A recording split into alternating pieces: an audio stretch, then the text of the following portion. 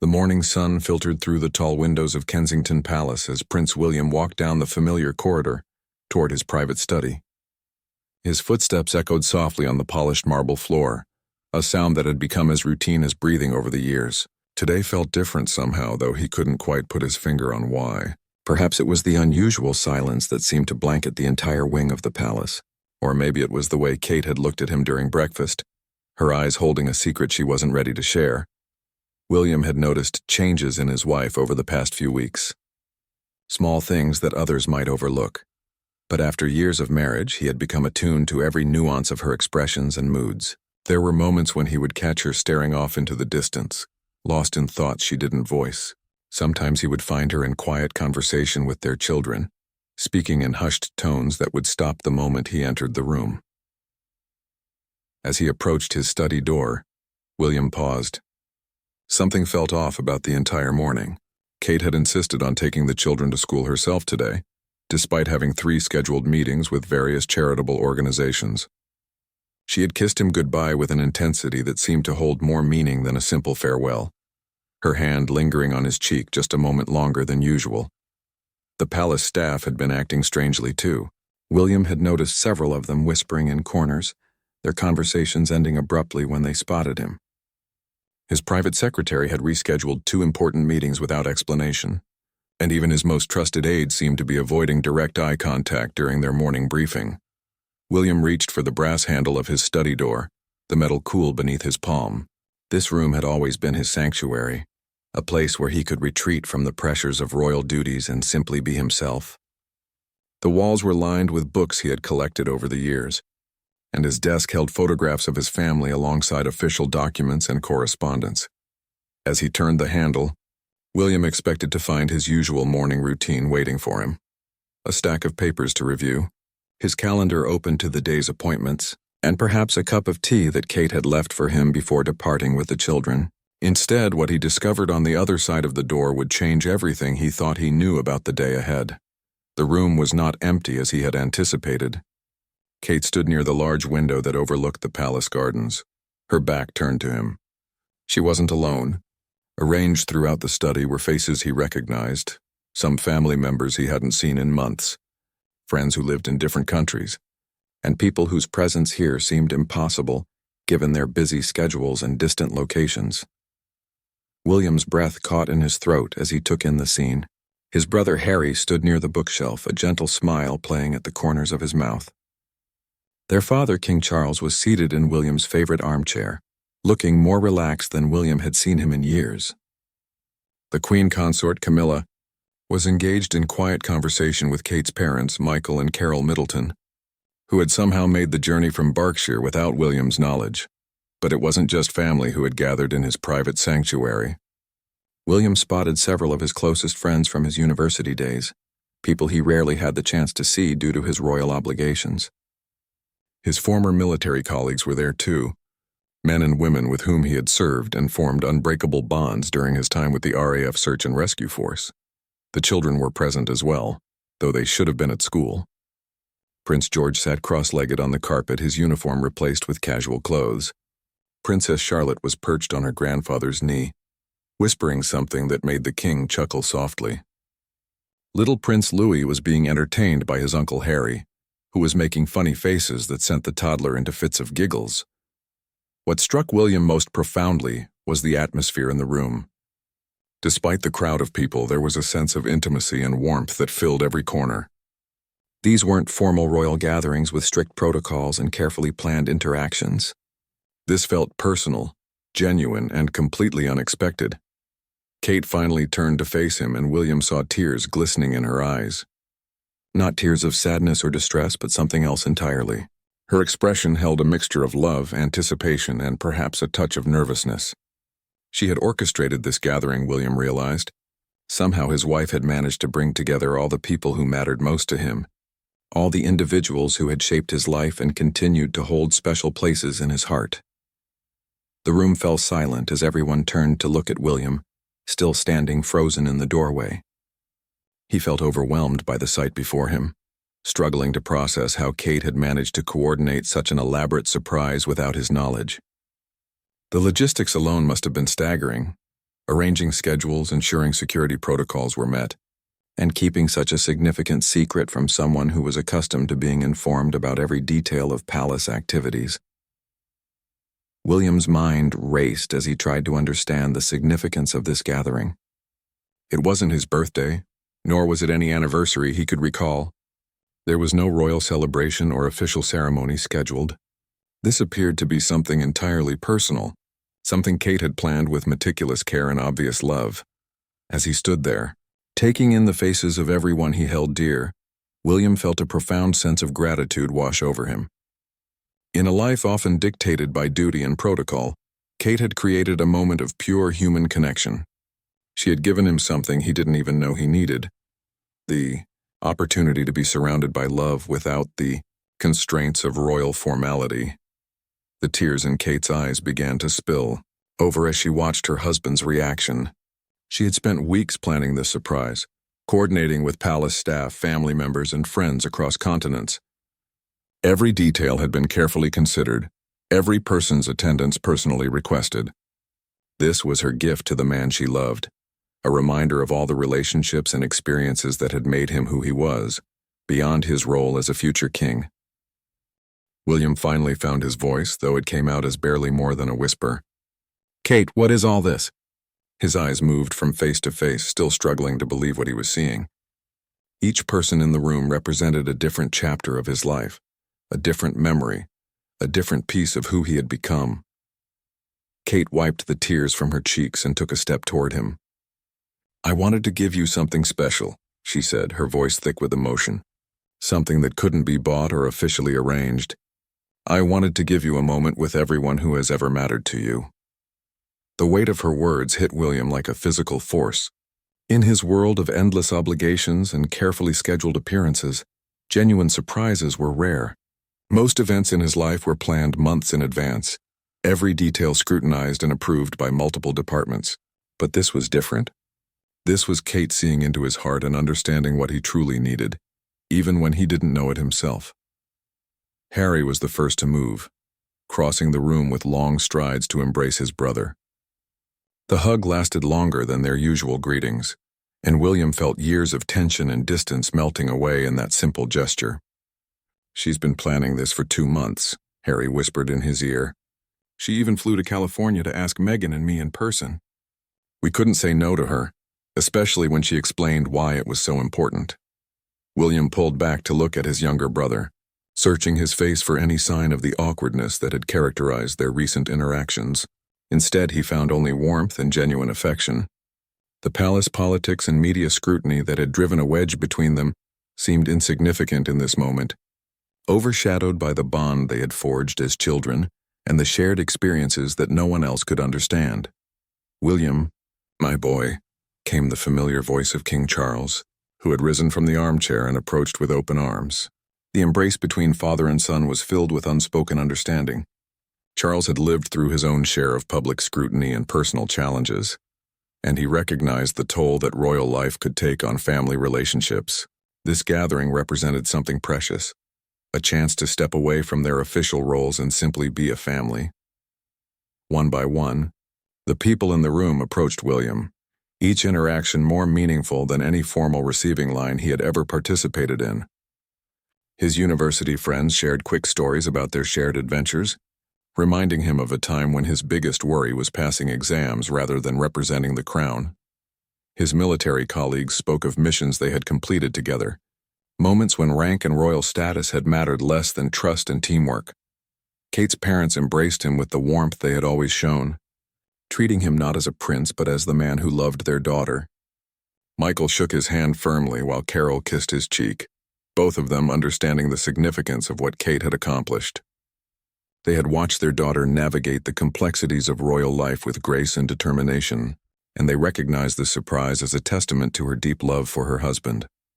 The children had remained remarkably patient during the adult greetings, but Louis finally broke free from his uncle's supervision and ran toward his father with arms outstretched.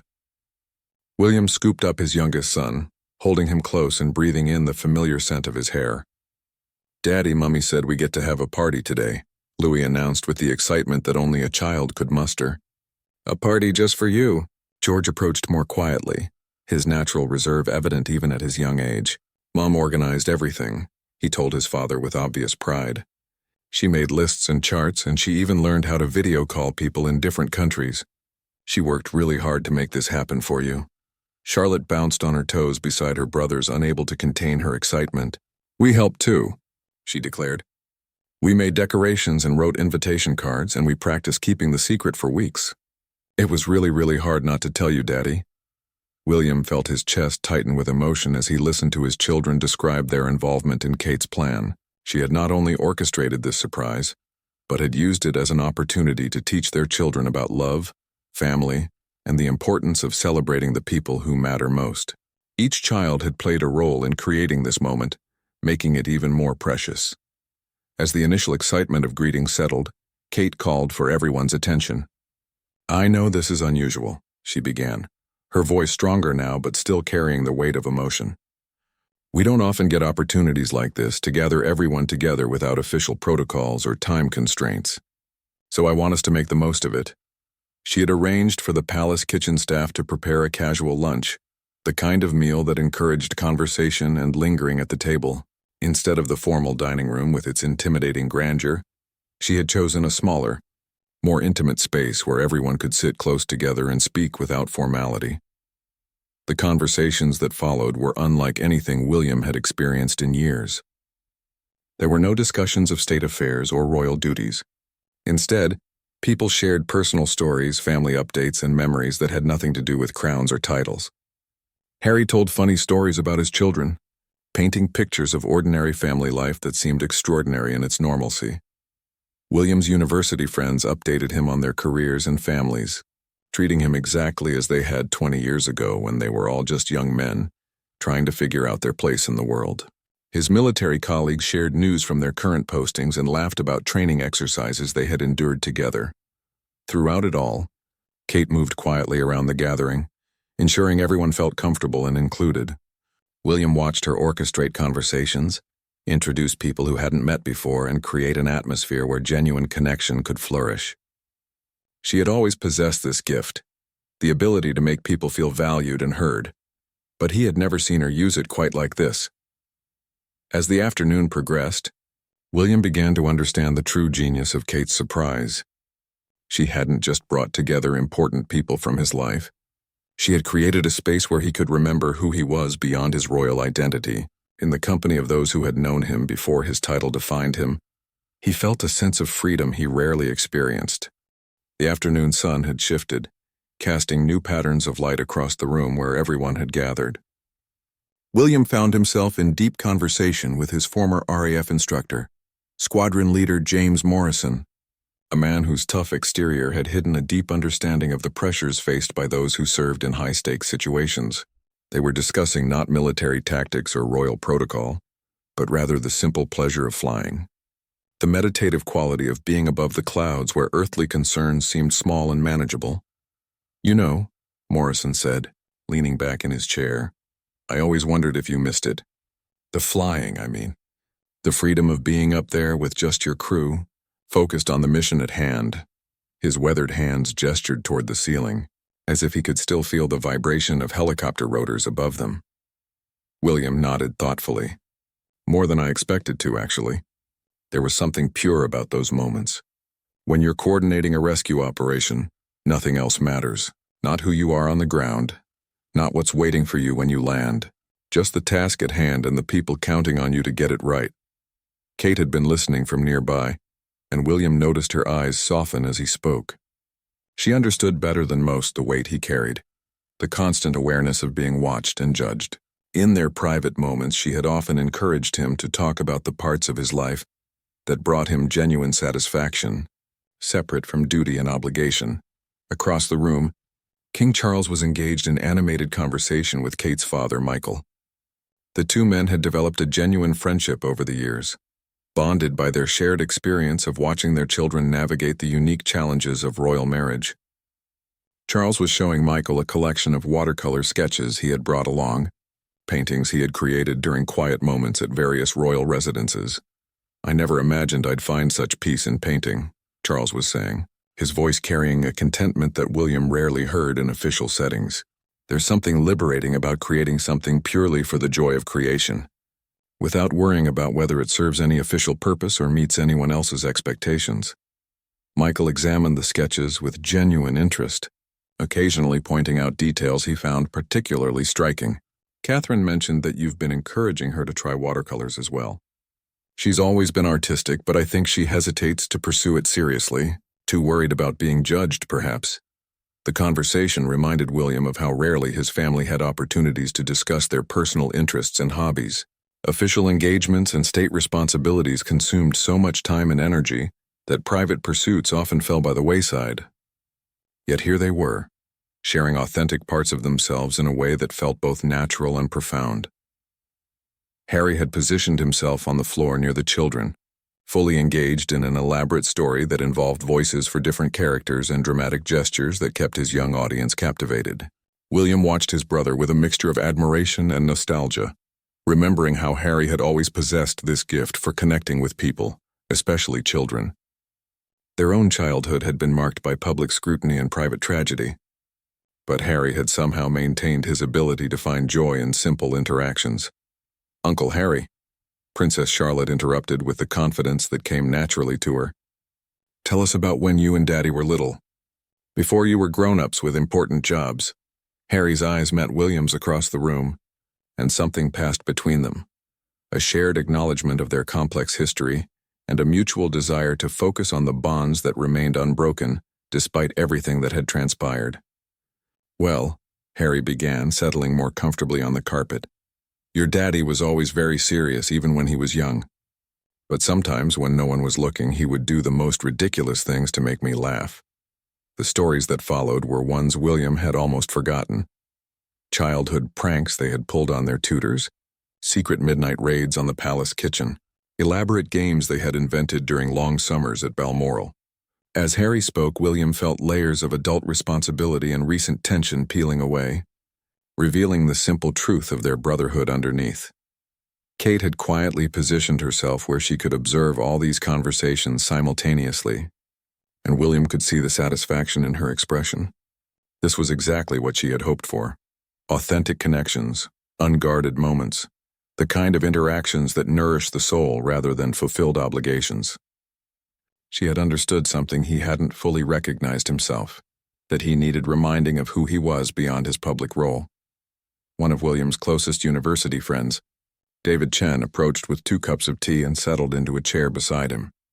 David was now a successful architect living in Singapore, and they hadn't seen each other in person for over 2 years. Their friendship had survived distance and changing circumstances because it was built on genuine affection and shared experiences rather than social advantage or networking opportunities. Kate really outdid herself with this, David said, gesturing around the room with his teacup. "When she contacted me 3 weeks ago, I thought it must be some kind of official invitation. But when she explained what she was planning and why, I knew I had to be here. She talked about how much you've been giving to everyone else lately, and how she wanted to create something that was just for you."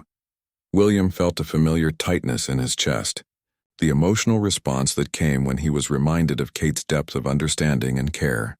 "I had no idea she was planning anything like this," he admitted. "The logistics alone must have been incredibly complex. Coordinating everyone's schedules, arranging security clearances, keeping it secret from someone who's supposed to be briefed on everything that happens in the palace." David laughed softly. "She was incredibly thorough. She even researched the best times to reach people in different time zones and learned about various visa requirements for international guests. But what struck me most was how personal her approach was. She didn't send formal invitations or have assistants make calls. She reached out to each person individually, explaining why they mattered to you and why she hoped they could be part of this gathering." The revelation of Kate's personal involvement in every aspect of the planning added another layer to William's amazement. In a world where most events were handled by staff and coordinated through official channels, she had chosen to make this entirely her own project. Every phone call, every arrangement, every detail had been handled by her personally, because she wanted this gift to come purely from her heart to his. As the afternoon continued, William began to notice subtle changes in himself. The tension he usually carried in his shoulders had dissipated. His breathing had slowed and deepened. The mental checklist of obligations and concerns that typically ran in the background of his consciousness had quieted to a whisper. For the first time in months, he felt fully present in the moment, unworried about what came next or what had been left undone. As evening approached, Kate suggested they move to the palace's private garden, where she had arranged for comfortable seating areas to be set up among the rose bushes and lavender borders. The transition from indoor to outdoor felt natural and unforced, with conversations continuing seamlessly as small groups reformed in different configurations around the garden paths. William found himself walking alongside his old search and rescue colleague, Flight Sergeant Emma Rodriguez, who had served as his navigator during some of their most challenging missions. Emma had left the military 2 years earlier to start a family, and she was now expecting her second child. Their conversation meandered from memories of difficult rescues to the unexpected similarities between navigating military helicopters and navigating parenthood. "Do you remember that rescue off the Welsh coast?" Emma asked, her hand resting unconsciously on her growing belly. "The fishing vessel that had lost power in that terrible storm? We could barely see anything through the rain, and the winds were pushing us around like we were a toy." William nodded, the memory vivid despite the years that had passed. "You kept us steady the entire time. I've never been more grateful for someone's expertise in my life. That family of 5 wouldn't have made it without your precision guidance." Emma smiled, but her expression grew thoughtful. "What I remember most about that mission was how calm you became once we were in the thick of it. All the protocol and formality just disappeared, and you were simply focused on doing the job well. I always wondered if you missed that clarity of purpose." The question struck William as particularly insightful. Emma had observed something he had struggled to articulate even to himself, the way his role as a rescue pilot had provided a clear moral framework that his current responsibilities sometimes lacked. In those life-or-death situations, success was measured by lives saved, not by public opinion or media coverage. Nearby, Kate was engaged in conversation with William's university friend Sarah, who had gone on to become a pediatric surgeon. Sarah was sharing stories from her work at a children's hospital in London, and William could see Kate's natural empathy drawing out details about the emotional challenges of treating seriously ill children. "The hardest part isn't the technical aspects of the surgery," Sarah was explaining.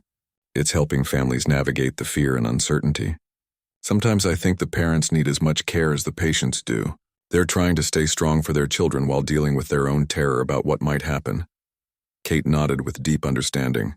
"I can't imagine having to face something like that with one of our children. The helplessness must be overwhelming. How do you help families find hope in those situations?"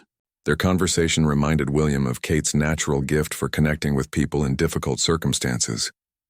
He had watched her during hospital visits and charity engagements, seen how she could make someone feel heard and understood within minutes of meeting them. It was a rare talent, one that couldn't be taught or practiced, only nurtured and applied with genuine care. King Charles had settled into a garden chair near the fountain, where he was enjoying a relaxed conversation with several of William's military colleagues. The king's own military experience, though from a different era and context, provided common ground for stories about service life, duty, and the unique challenges of balancing personal identity with institutional responsibility. "The thing about military service," Charles was saying, "is that it teaches you about leadership through example rather than authority. People follow you not because of your rank, but because they trust your judgment and know you have their best interests at heart. That's a lesson that applies far beyond military contexts." Commander Rachel Stevens, who had served with William in several joint operations, added her perspective. Prince William understood that from the beginning. He never tried to use his royal status to avoid the difficult or dangerous assignments. If anything, he seemed determined to prove that he could be counted on just like anyone else. William felt a flush of pride at Rachel's words, but also a pang of nostalgia for the straightforward nature of military relationships. In that environment, respect was earned through competence and character, not inherited through birthright. The bonds formed through shared challenges and mutual dependence had a purity that was sometimes difficult to find in civilian life. Harry had gathered the children around him near a small grove of apple trees, where he was teaching them a simple card game he had learned during his own military service. The game required no special equipment, just a deck of cards and the ability to remember patterns and sequences. Louis was struggling with the more complex aspects, but Harry patiently adjusted the rules to keep him engaged while still challenging George and Charlotte appropriately. The best games, Harry was explaining to his young audience, are the ones that everyone can play together. Regardless of their age or experience level, they're about spending time together and having fun, not about who wins or loses. William watched this scene with particular appreciation, recognizing Harry's ability to create inclusive experiences that brought people together, rather than highlighting their differences.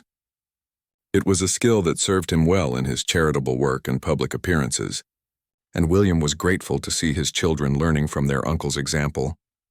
As twilight deepened, Kate quietly coordinated with the palace staff to arrange for soft lighting throughout the garden.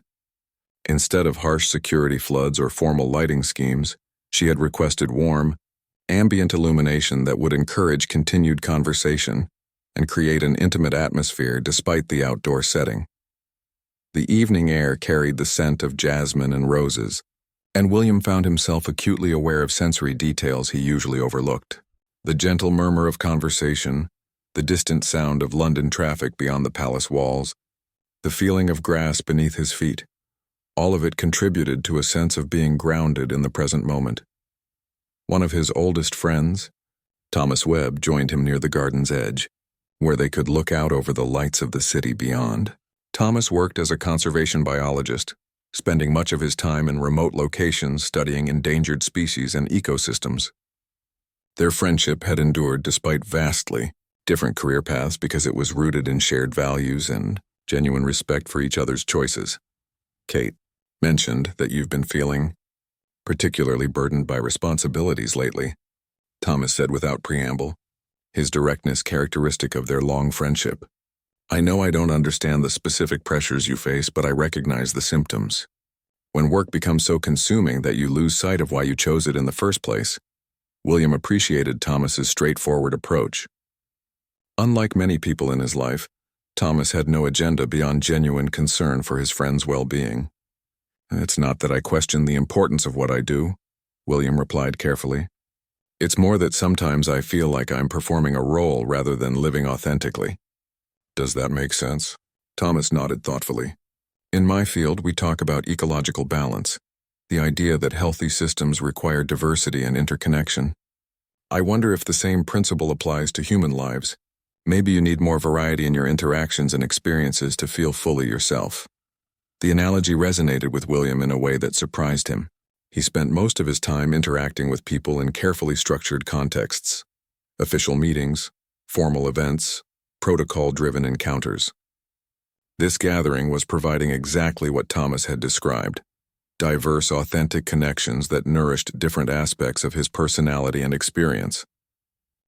The gathering had naturally evolved into smaller, more intimate groupings as the evening progressed. William noticed Kate moving gracefully between different conversations, not as a hostess managing an event, but as someone genuinely invested in ensuring meaningful connections were taking place. Her ability to facilitate these interactions while remaining unobtrusive was remarkable, and William found himself falling in love with her all over again as he watched her work. Near the fountain, Michael and Carol Middleton were deep in conversation with some of William's university friends, sharing stories about Kate's childhood and her journey from a relatively private life to the intense public scrutiny that came with royal marriage. Their pride in their daughter was evident, but so was their understanding of the challenges she had faced in adapting to her new role.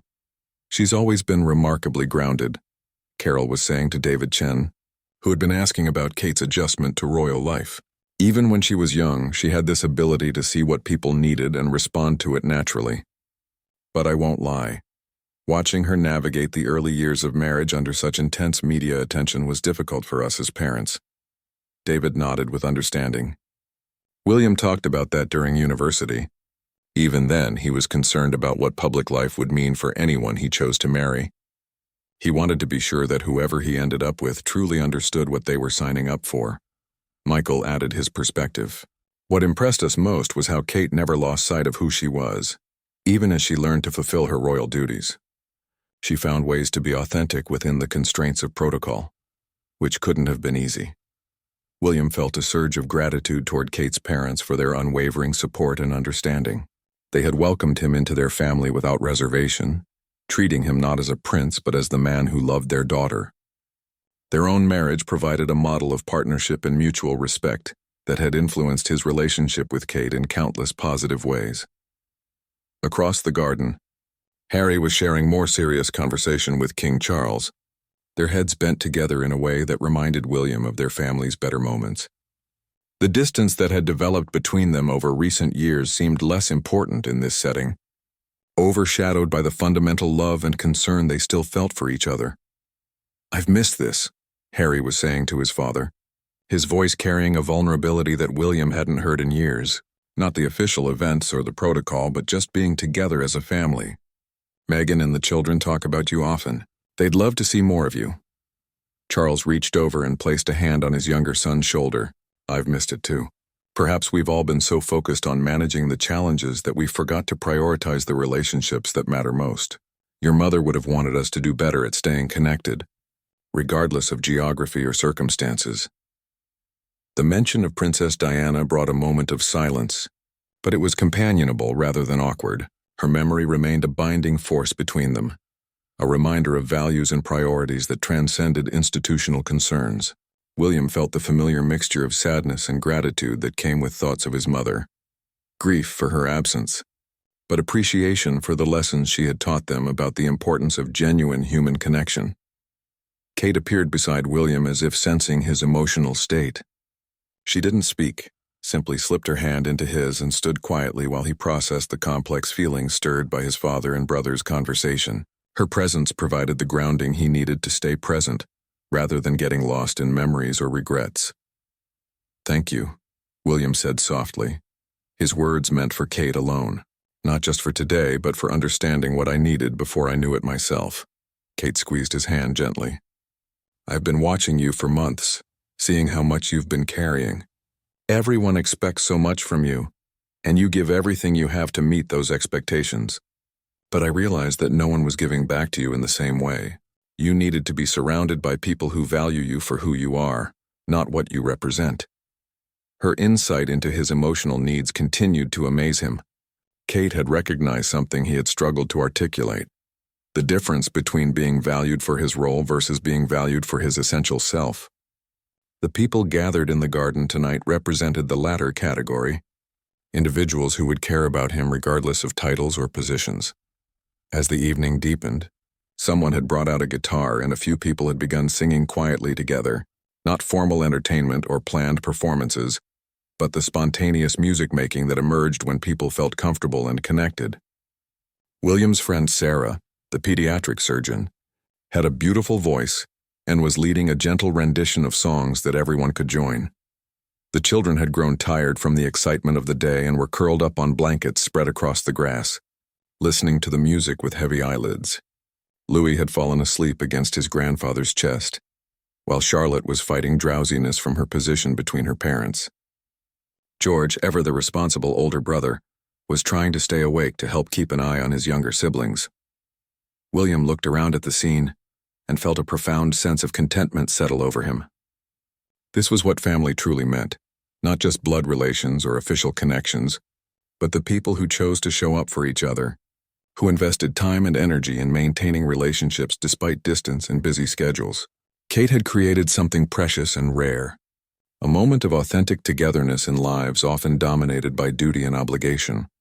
Flight Sergeant Emma Rodriguez approached with her husband, whom she had introduced earlier as a secondary school teacher. They were preparing to leave as Emma's pregnancy made long days particularly tiring, but she wanted to express her gratitude before departing. "This has been extraordinary," she told William, her hand resting on her belly where her unborn child was growing. "Not just seeing everyone again, but being reminded of the connections that shaped who we've all become. My husband and I were talking about how rare it is to have experiences like this, gatherings that feel meaningful rather than obligatory." Her husband nodded in agreement. "Emma talks about your military service often. Not the official aspects that make the news, but the way you approached the work and treated the people around you. She says you understood that leadership was about service, not authority. That's the kind of example I try to set for my students. William felt humbled by their words, particularly coming from people whose own service and dedication he deeply respected. Emma had saved lives through her navigation expertise, and her husband was shaping young minds in challenging educational circumstances. Their recognition of his efforts meant more than many official acknowledgments he had received. As other guests began to prepare for departure, the farewells took on a different quality than typical royal events. These weren't formal protocols or ceremonial send-offs, but genuine expressions of affection and promises to stay in better touch. Phone numbers were exchanged, invitations extended, and commitments made to not let so much time pass before the next gathering. Kate had orchestrated even the departures with thoughtful consideration, arranging transportation and ensuring that everyone felt valued and appreciated. She personally thanked each person for coming, acknowledging their individual contributions to making the day special, while expressing her gratitude for their ongoing friendship with William. The palace had grown quiet as the last of their guests departed into the London evening. The children had been carried to their beds hours earlier, exhausted but happy from a day that had felt like an adventure rather than a formal obligation. Harry and King Charles had been among the final departures, their farewell embraces carrying promises of more frequent contact and renewed commitment to family relationships. Now William and Kate stood alone in the garden, surrounded by the gentle evidence of the day's gathering, empty chairs arranged in intimate circles, soft lighting still glowing among the flower beds, and the lingering sense of connection that comes after meaningful time spent with loved ones. The evening air was cool and peaceful, a stark contrast to the energy and emotion that had filled the space just hours earlier. Kate had been quiet during the final farewells, her emotional reserves clearly depleted after weeks of planning, and a full day of ensuring everyone felt welcomed and valued. Now, in the stillness that followed, William could see the exhaustion beginning to show in her posture and expression, but alongside the tiredness, there was also deep satisfaction, the look of someone who had given a precious gift and seen it received with joy. "I still can't quite believe you managed all of this," William said, reaching for her hand as they walked slowly along the garden path. The logistics alone must have been overwhelming, but beyond that, the thoughtfulness of every detail, the way you brought together people from completely different parts of my life and made it feel natural and comfortable. Kate leaned against his shoulder, her steps slowing as they moved deeper into the garden's shadows. "It started with a simple observation," she said, her voice soft with fatigue and emotion. "I was watching you after that particularly difficult week in March, when you had back-to-back official engagements and then that emergency trip to Scotland for the flood relief efforts. You came home completely drained, and I realized that you were constantly giving pieces of yourself to others without receiving much genuine connection in return." William remembered that week clearly. 7 consecutive days of public appearances, media interviews and crisis management, followed by several more days of paperwork and follow-up meetings. He had indeed returned home feeling empty rather than fulfilled, mechanically going through the motions of royal duty without finding personal meaning in the work. "I started thinking about the people who had shaped you before you became defined by your role as future king," Kate continued. "The friends who knew you when you were just William, trying to figure out your place in the world. The colleagues who worked alongside you when rank mattered less than competence and character. The family members who loved you unconditionally, regardless of titles or public expectations." As they settled onto a bench near the fountain, William found himself reflecting on the day's conversations and interactions. Each person Kate had invited represented a different aspect of his identity: the student, the pilot, the brother, the friend, the man learning to balance personal desires with public responsibility. She had essentially created a mirror that showed him all the facets of who he was beyond his official role. The planning was incredibly complex, Kate admitted, settling more comfortably beside him. "I had to research visa requirements, coordinate with security teams, arrange accommodation for people traveling from different countries, and somehow keep it all secret from someone who usually knows about every appointment and arrangement weeks in advance. There were moments when I wondered if I was attempting something impossible." William smiled, imagining Kate working late into the night, creating spreadsheets and timelines while he slept unknowingly beside her. "How did you manage to keep it from me? I pride myself on being observant, especially when it comes to you." "I had help," Kate laughed softly. Your private secretary was invaluable once I explained what I was trying to do. She helped rearrange your schedule and created plausible reasons for the changes. The palace staff were amazing, too. They understood the importance of what I was attempting and went above and beyond to make it work. Even the security team embraced the challenge of coordinating protection for such an unusual gathering. The revelation that so many people had been involved in keeping the secret made William appreciate the surprise even more. It represented not just Kate's love and thoughtfulness, but also the affection and respect of numerous individuals who had worked to give him this gift. The palace staff, who saw him at his most stressed and demanding moments, had chosen to participate in something designed purely for his happiness and well-being. What struck me most, William said, thinking back over the day's conversations, was how natural everything felt. Despite bringing together people from completely different contexts, military colleagues, university friends, family members from different generations, there was never any awkwardness or forced interaction. Everyone seemed genuinely glad to be there. Kate nodded with understanding. That's because they all have something important in common. They care about you authentically.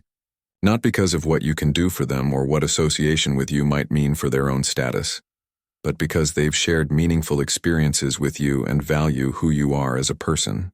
That kind of genuine affection creates its own comfortable atmosphere. As they sat in the peaceful garden, William felt a profound shift in his perspective. The weight of responsibility that usually pressed on his shoulders seemed lighter, not because his duties had changed, but because he felt more connected to his essential self. The conversations and interactions of the day had reminded him of his own agency and choices, the relationships and experiences that had shaped his character and values. I've been thinking about what Harry said during his stories about our childhood, William said, his voice thoughtful, about how I was always serious even as a young boy but would occasionally do ridiculous things to make him laugh. I realize I've lost touch with that part of myself, the spontaneity and playfulness that used to balance out my sense of responsibility. Kate turned to face him more fully, her expression encouraging. It's not lost, just buried under years of increasing obligations and public scrutiny. Today showed glimpses of that lighter side of your personality, when you were laughing with your university friends about those ridiculous pranks you used to pull, or when you were teaching Louis that card trick Harry showed him. Those moments revealed the man I fell in love with. Her words carried both reassurance and gentle challenge. Kate was suggesting that rediscovering those aspects of his personality wasn't just possible, but necessary for his long-term happiness and effectiveness. The man who could laugh at himself and find joy in simple pleasures would be better, equipped to handle the serious responsibilities of his position.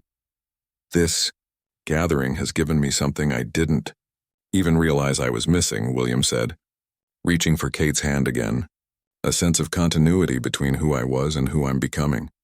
I've felt so fragmented lately. The public William, the private William, the father, the son, the future king. Today helped me see how all those pieces fit together into one coherent person. Kate squeezed his hand, her own eyes bright with unshed tears.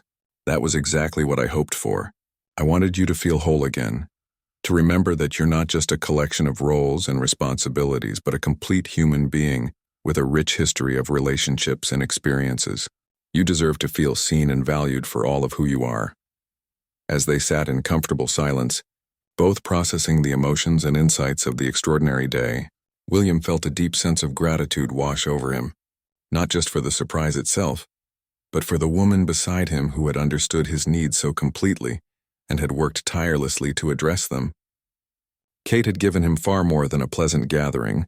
She had offered him a pathway back to himself.